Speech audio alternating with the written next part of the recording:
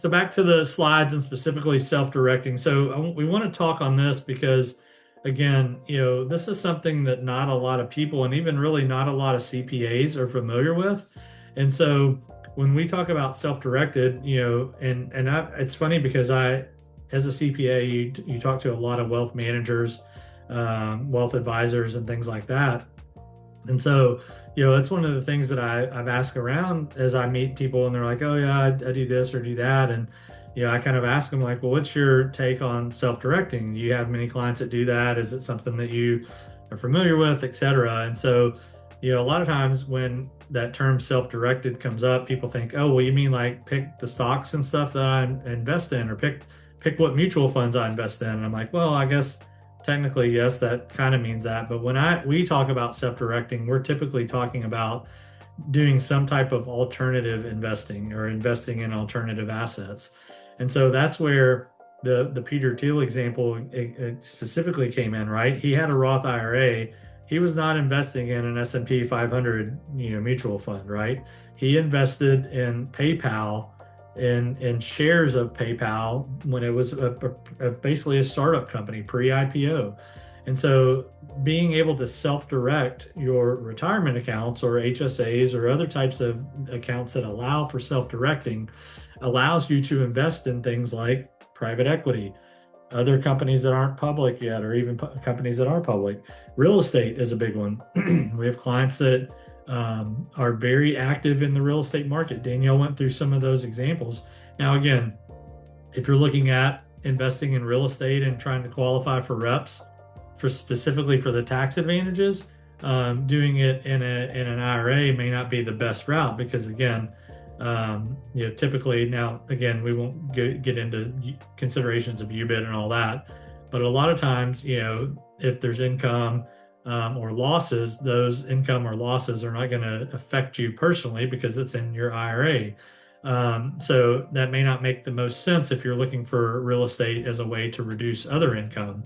But if this is something that, I'm going to flip it, it's going to substantially appreciate in value, then, doing it inside of an IRA may be something that you want to consider. And then again, precious metals, crypto, tax liens, there are many different types of alternative investments that you can do within an IRA that again, I always tell clients like if this is something that you're doing already, or something that you're interested in and something that you're knowledgeable in, maybe it makes sense to do inside of your IRA. If you're telling me that, hey, I've never dealt with tax liens before, I'm going to, do that in some IRA, I would say maybe you should learn about it a little bit first before you put your retirement account up and subject it to that. But again, if it's something you're familiar with and doing already and making money in that already, consider doing that inside of an IRA will just, again, shelter that income. And especially if it's a Roth, then it's not going to be subject to that at all. You do have to be aware of prohibited transactions. And so that's something that you want to be, very aware of anytime you are doing these alternative investments inside of an IRA. Because again, when you do that inside of an IRA, the risk is that when you have a prohibited transaction, it essentially blows up the IRA. And so if those prohibited transactions happen and come to light and the IRS realizes it, then essentially the IRA goes away. You pay tax on anything that's in there immediately. And that's obviously not a good result. So you'll see some of those listed on the right. Those are certainly not all of the prohibited transactions, but you got to be very careful, specifically when it comes to self-dealing and dealing with disqualified persons. And so that's something that we also will talk with clients about, who is a disqualified person? Can I do that with, my cousin-in-law? Can I do that with my brother? Can I do it with my parent? And so talking through all of those different scenarios, what is the transaction that you're looking to do and who are you looking to do it with? Because again, you want to make sure that you avoid any of those prohibited transactions. Next slide. Okay, Solo 401k. This is one that we really like. And again, there are many different types of retirement accounts that you can put in place as a business owner. that will allow for larger contributions than just the traditional and the Roth that we talked about, which is again limited to 7,000, 8,000 if you're over 50. Um, but the solo 401k is by far and away one of our favorites because the contribution limit, as you see, is pretty high. $72,000 is the max if you're under 50. It goes all the way up to $80,000 if you're over 50. And then there's a certain range between 60 and 63 where that number goes up even higher. And so that's in place for a few years. And so this is one where it works really well. Obviously, the term solo 401k, it works very similar to a normal 401k that you may or may not be familiar with if you're at a company that has a 401k.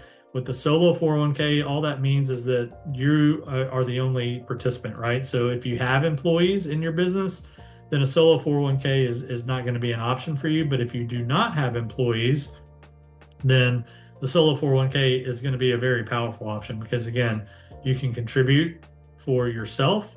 There's the employee portion of that. So again, the deferral, just like as if you are participating in a 401k at a job that you are not an owner of.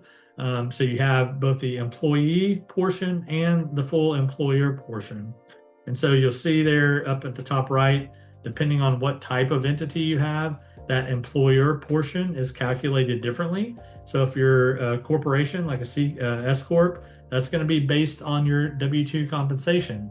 So again, that may be a situation where, paying yourself an unreasonably low salary, again, it may not limit you not only from the QBI standpoint that we talked about, but you may also limit yourself from the amount of employer 401k money that can go into the solo 401k because it's based on your W-2 compensation.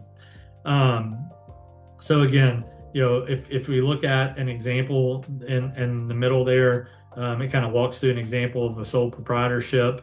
There's a formula that you calculate. It essentially works out to around 92% of your self-employment income multiplied by 20%. So you take your self-employment income, $200,000, multiply it by the 92.35% times 20% comes out to about a $36,000 employer contribution.